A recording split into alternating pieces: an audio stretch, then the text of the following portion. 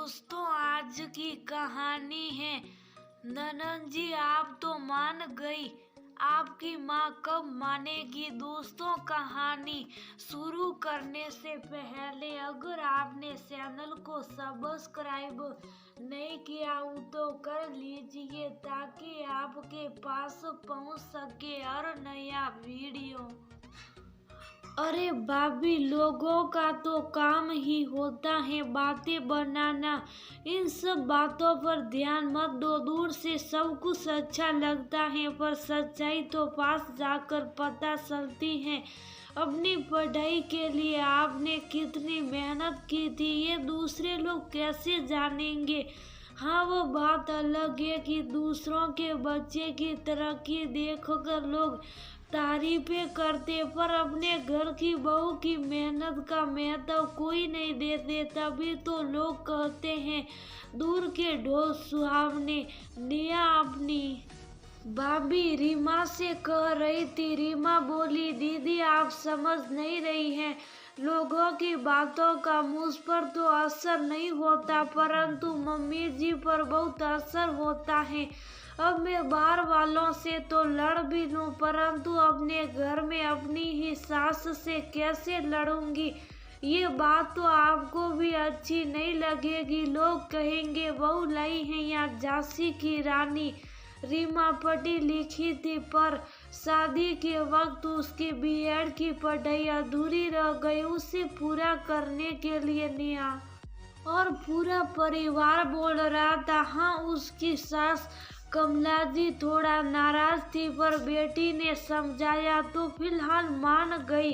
कमला जी बोली, बहू शादी के पहले अपनी पढ़ाई पूरी नहीं कर सकती थी।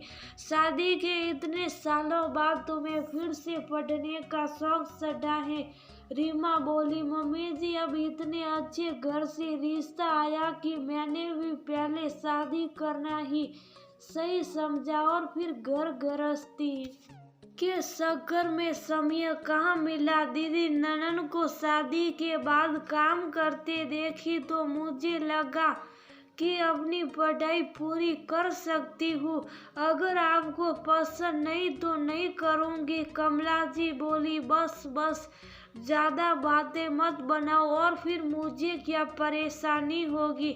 सोचो लोग क्या कहेंगे कि बहू को पढ़ाकर नौकरी करवाना है। निया बोली, माँ आप कब से लोगों की बातों पर ध्यान देने लगी हैं। मेरे बारे में भी लोग कहते थे कि कितना पढ़ाएगी बेटी को, तब तो आप मेरे लिए लड़ जाती थी, फिर भाभी के लिए क्यों नहीं। कमला जी बोली, निया तुम्हारी बात अलग थी, बेटी के लिए तो हर किसी से लड़ गई, अब क्या बहू के लिए भी लड़ती रहूं। घर की लाखों जिम्मेदारियां होती हैं, अब इस उम्र में घर का सारा काम कौन करेगा। तुम तो इससे बढ़ावा देकर अपने घर चली जाओगी, पीछे से मुझे ही इस उम्र में काम करना होगा। रीमा झट से बोली, मम्मी जी मैं उस दिन का इंतजार कर रही हूँ जिस दिन दीदी की तरह आप भी मुझे समझेगी। आप चिंता मत करो, मैं घर का सारा काम करके जाऊंगी। तो निया बोली, और माँ आप तो घर में ही हो, थोड़ा तो सपोर्ट करो अपनी बहू का। कमला जी बोली, हाँ बस बस अब ज्यादा मत बोलो। ठीक है पढ़ो, मुझे क्या है, 4 पैसे कमाओगी तो अपने शौक पूरे करोगी, मुझे क्या है। ननन भाभी दोनों खुश हो गई तो रीमा बोली, दीदी कहीं मम्मी जी नाराज तो नहीं है, और आपका साथ न होता तो ये संभव नहीं होता। अगले दिन से रीमा घर का सारा काम निपटा कर कॉलेज जाती थी। सब ऐसा ही चलता रहा। कमला जी आखिर थी तो एक माँ ही, तो रीमा को परेशान देखकर बोली, बहू खाना खाकर कॉलेज जाओ, तबीयत अगर बिगड़ गई तो मैं क्या क्या संभालूंगी, घर का बाकी का काम मैं देख लूंगी। रीमा मुस्कुराकर हाँ बोली। एक दिन कमला जी कुछ सूखे कपड़े उठा रही थी तो पड़ोस की बीना जी बोली, क्या बात है कमला जी, बहू नहीं है या घर के काम करने से इनकार कर दिया। जो आप काम कर रही हैं, कमला जी बोली। बहू यही है और घर के काम करने से वह क्यों इनकार करेगी। बस शादी के वक्त उसकी पढ़ाई अधूरी रह गई थी तो हमने कहा पूरी कर लो। अब भला शिक्षा अधूरी क्यों रखना पड़ेगी, तो आगे चलकर काम आएगा। और कपड़े लेकर अंदर चली गई। समय बीतता गया, रीमा की पढ़ाई भी पूरी होने को थी। कुछ दिनों के लिए निया आई थी तो बोली, भाभी आपका तो कॉलेज का आखिरी साल चल रहा है। अरे हाँ भाभी, आपके कॉलेज में तो पार्टी होगी न, आप क्या पहनोगी मुझे भी बताओ। ये फेयरवेल पार्टी तो बड़ी मजेदार होती है।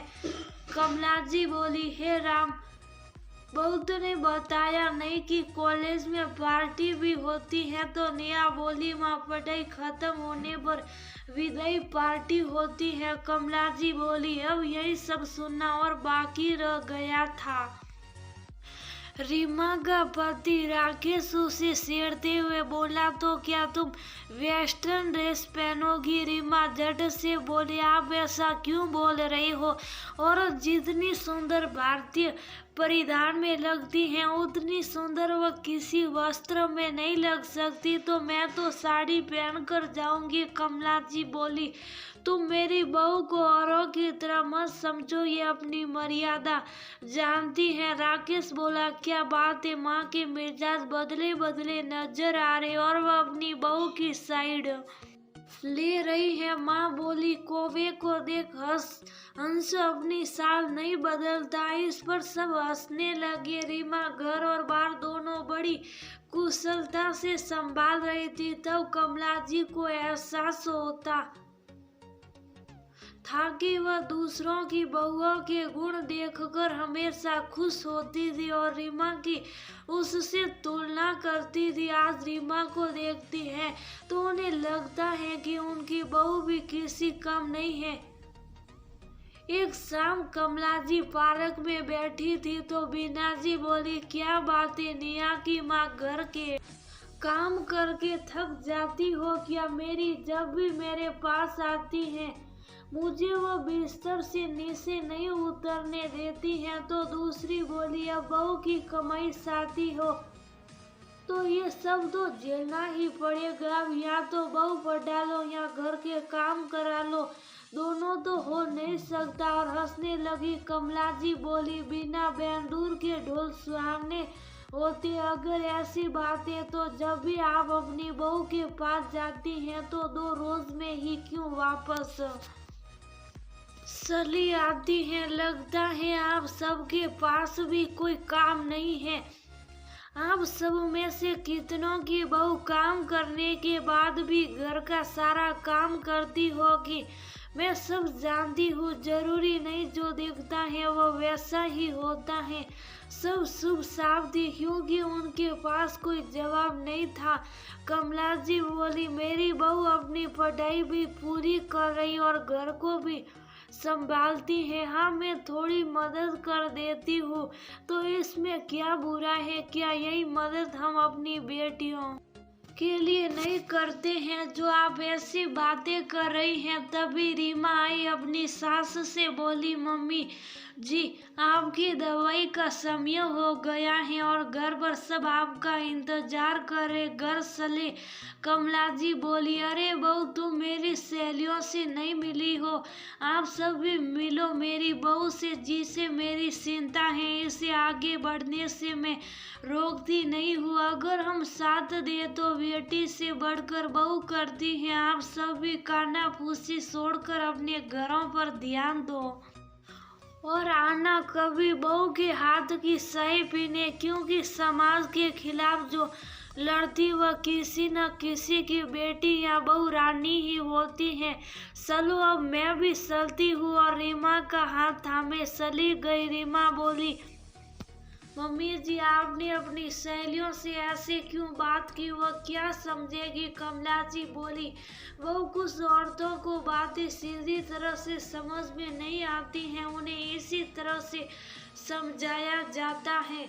और सच कहा था, निया ने दूसरों की बहू सबको अच्छी लगती हैं क्योंकि अपनी बहू के गुण कोई देखता ही नहीं। देखना आगे से ये कभी मेरे घर की सुंगली नहीं करेगी। कमला जी की बातें सुनकर रीमा हंसने लगी और दोनों सास बहू घर चली गई।